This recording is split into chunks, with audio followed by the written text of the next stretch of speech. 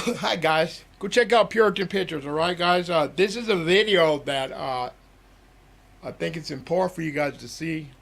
Because, I've had a few things about the Hillary Clinton, because about she's a feminist, and like, how could she be a feminist and care about our nation?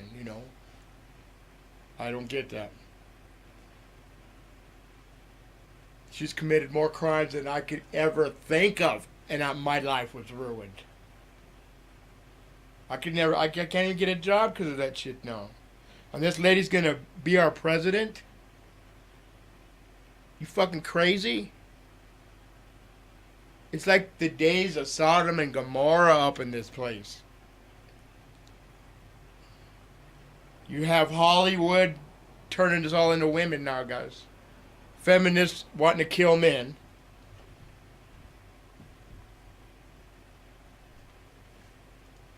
We're having them coming in from other countries. Not that I don't care about it, but we're at war, people. Political correctness is bullshit.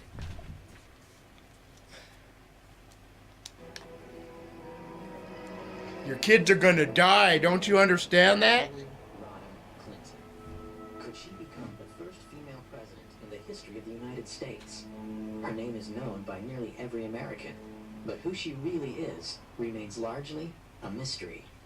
Hillary Clinton points to her time in the White House as a large part of her qualification for the job as president.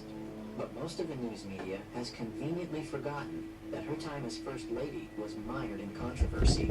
The core of the controversy is how truthful Mrs. Clinton has been in answering questions, sometimes under oath, about Whitewater and other matters. She was the first Lady to come under criminal investigation. In both Little Rock and Washington, D.C., she was plagued by numerous scandals. Senator Clinton has extraordinary ability to obfuscate, refuse to answer questions, avoid confrontations, and up until now has been given a pass on it. A story in the New York Times talking about why Senator Clinton voted this way, because I think some people were surprised by it. And her advisor said that she voted yes because she was moving from primary mode to general election mode. Primary mode versus general election mode? How about tell the truth mode? How about we say the same thing in the primary that we say in the general election? We know that Hillary's an insecure person. Secure people don't lie. They don't lie inveterately the way she does. What drives Hillary now is power. She very much is interested in gaining power. She considers herself to be a special person. She has a lot of arrogance, a spirit of superiority about her, and this is the driving force in her life, is to gain and acquire and maintain power. And her husband got to the top, and she saw it, she felt it, and she wants there herself. Over the past 16 years, Hillary Clinton has undoubtedly become one of the most divisive figures in America. How this makes her suited to unite the country as the next president is troubling to many. And recall Hillary speaking at a black church on Martin Luther King Day. What a coincidence. When you look at the way the House of Representatives has been run, it has been run like a plantation, and you know what I'm talking about. And you know what I'm talking about, girlfriend. That's how she's going to get to power? By accusing the Republicans of running a plantation at a black church on Martin Luther King Day? That's it? Okay. After announcing her bid for the presidency, fellow Democrats, including former Clinton confidant And there's the evil David Obama. Cameron, publicly questioned come on. Hillary's integrity and truthfulness. Such breaks within Oprah Clinton's inner Winfrey. circle beg the question: what is the Evil truth witch. about Hillary Rodham Clinton? It's a recklessness that's born of arrogance that goes back to her 1960s roots in their narcissism. They believe they are a rule unto themselves. I mean, every time Hillary's been caught in a scandal, she really did it. No one made it up. She's deceitful. She'll make up any story, lie about anything, as long as it serves her purpose at the moment. And the American people are going to catch on to it. So who is the real Hillary Clinton? Is she a brilliant trailblazer poised to make history as the first female president? Or is she ruthless, cunning, dishonest, willing to do anything for power? Because of your position, your husband's might have given you some kind of unfavorable or, a favored advantage. isn't any evidence that anybody gave me any favorable treatment. Yes, a question I'd like to follow up to. First one has to do with Susan McDougal. She said that she brought the documents of Whitewater over to you at the governor's mansion. Did you receive all the documents? And if so, what became of them? Every document that we have obtained has been turned over to the special counsel, no matter where it came from. Mrs. Clinton, can you tell us what you know about stories about shredding of Whitewater documents down in Arkansas Nothing. at the gubernatorial mansion? Oh, that didn't happen, and I know nothing about any other such stories. Documents related to Whitewater ever shredded anywhere that you know about or authorized or being authorized? Absolutely not. If you put me to work for you, I'll work to lift people up, not push them down.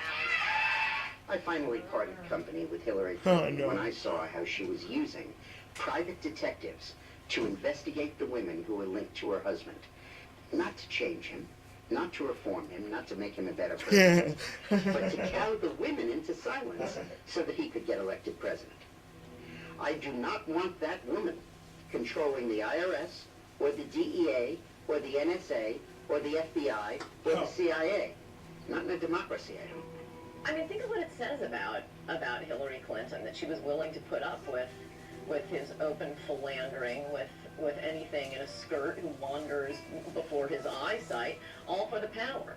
At least with Bill Clinton, he was just, good time Charlie. Hillary's got an agenda, and she's willing to put up with that to be president of the United States. She's got a to-do list when she gets to the White House. Hillary Clinton's Machiavellian behavior, her tendency to manipulate, deceive, and destroy for personal gain is nothing new. This woman, now a hero to feminists, gained much of her power during the Clinton presidency from her ability to deal with her husband's infidelities.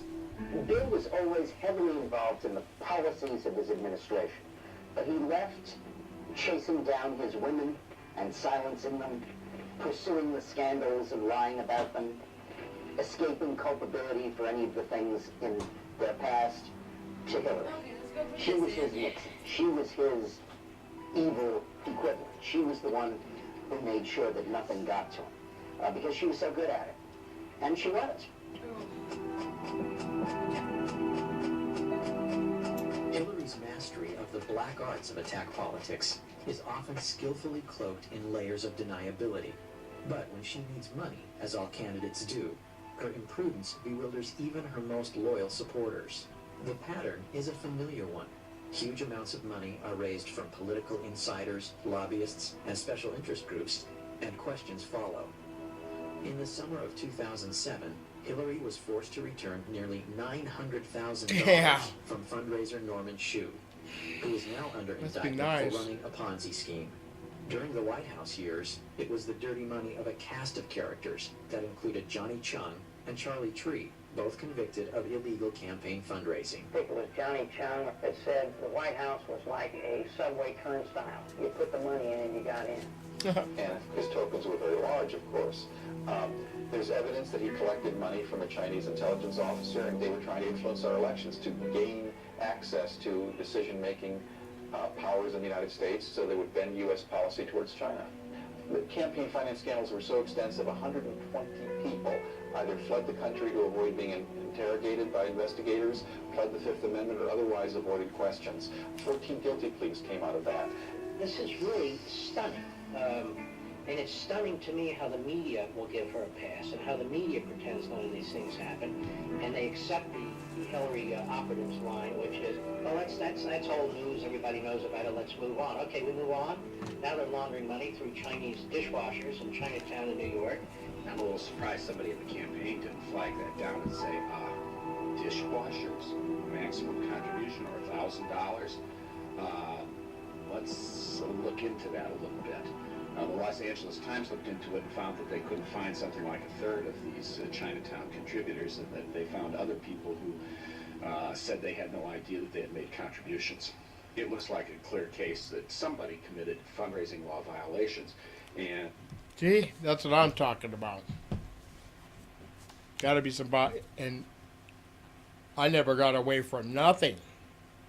Ever. Not one thing. Anyway, I'm going to cut it short here, guys.